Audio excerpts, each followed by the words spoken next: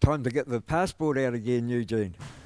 Yep, no, she's always busy, but when the UFC boys get to call up, she gets particularly busy because they're always travelling. There's never a fight at home. First off at Singapore for Shane. Yep, so Shane's back on. He, after his debut fight, which he took on a week's notice, he's been itching to get another fight where he can have full notice and show the world what he's truly capable of. The other one was a week's notice, but not just a week's notice, he was doing nothing. So it wasn't like he was training, he was also doing nothing. So it was a hard ask. He did it, and he did well in that fight. Like Alex is another guy who we're very close to at this gym because he does a lot of training with us and comes over and does his camps at this gym. And Alex is, like a top 10 fighter. Soon Alex will be, if things go to plan with Alex, soon he'll be in title contention. And Shane did well against him, although he didn't win. So put him in, it made people want to see him for this fight. So, yeah. And then, of course, after that, it's on to Las Vegas and 2 fights in a row. And then Israel and Dan, both again with big fights. Israel's now got a top-ranked opponent, number 10, I think, Brad is. And Dan didn't quite get the fight he wanted, but he got another guy who's like right on the edge of being a top contender as well. So if Dan can get the W on this one, like they're running out of reasons not to give him a top-ranked opponent. So. Yeah. Now, I know how much time you've put in, we've spoken about it before. Is it harder for you when all the fights come in a big bunch like they have this time, or would you rather have them spread out one at a time? Now, to be honest, it does make it a little bit easier when they're bunched together because, well, maybe not necessarily for me, but for them it does, because then they have other people pushing them and other training partners constantly. But logistically it makes it a little bit hard, but for them it's definitely easier. So, I mean, it's not about me, it's about them. So I would rather have them bunched together and all training in the same camp at the same time than have them spread apart. That's preferable, yeah. Going back to your planning, I've always wondered, do you start planning the moment you see the opponent? Do you sit down and say, hey, listen, and you, Izzy or Dan or whoever it is, and say, hey, this is what we've got to do? Or do you make sure you've got a thorough plan in your head and feed them a little bit of information at a time? Or how do you convey it to the fighter? So, I mean, I've kind of refined this part of how I train people over many years, but as soon as I get the opponent, I start game planning straight away. Like, it's just virtually as soon as I get the name, I start doing as much video analysis as I can. And and my personal experience, what I've found, I try to unclutter the fighter's mind as much as possible.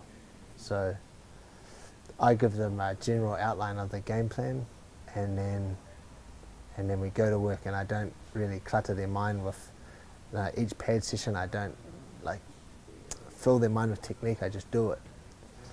And we go through it, and then after a few weeks of doing it, and I've got it down packed and it's ingrained in them, then I might give them a more clearer understanding of why they do it. But it's better than most people work better doing it than thinking about it too much. That's just the experience I've had, and that's a generalization. Not all fighters are like that. Some fighters work better when you give them massive amounts of detail of why you're doing this, that, and we're doing this, and this is the game plan. But most fighters, 90% of the fighters that I've worked with, if you give them too much detail and bog them down with detail, it kind of counteracts what they're trying to do. They lose their flow. So I try not to bog them with too much detail. I have a pretty clear understanding of what I need to do, but I try to like give that to them in dribs and drabs.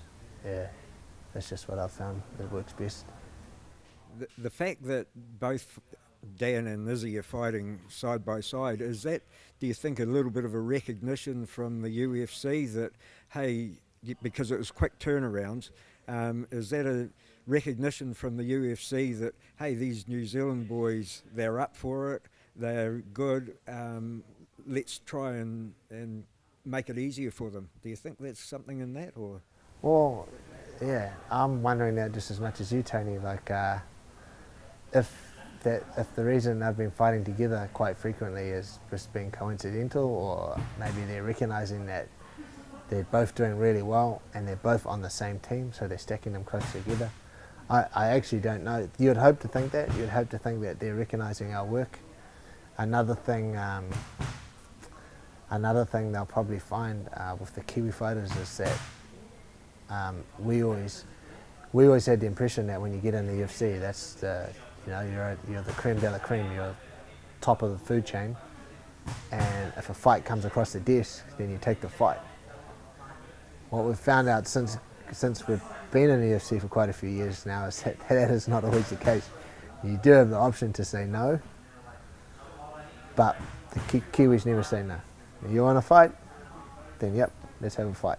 That's a good old Kiwi attitude. Hopefully hopefully that gets us a little bit of cred, and they're looking at us, looking down on us fondly, hopefully. And that begs a question to be asked.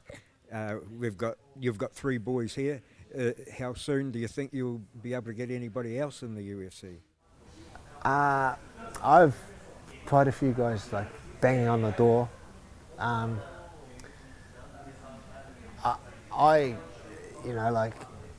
Like without putting too much out there and trying to sound like it, trying to sound like we're hot shit. But I've got some guys that could get in the UFC now.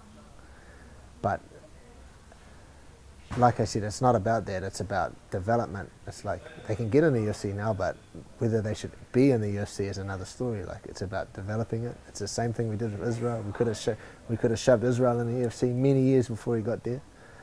But then we would have put him in a position where maybe some fights came across the desk and we had to say no. We don't really want to be in that position. So a lot of gyms make this mistake. They jump at their chance to be in the UFC, but they haven't developed themselves first. They need to develop their skills. They need to jump up their competition slowly. By the time they get to the UFC, you want to have a fully well-rounded fighter that's ready to take anything. You're always learning, but you want to have a lot of your hard lessons you want to have outside of the UFC before you get there. So even though I have some guys that might be able to get in the UFC now,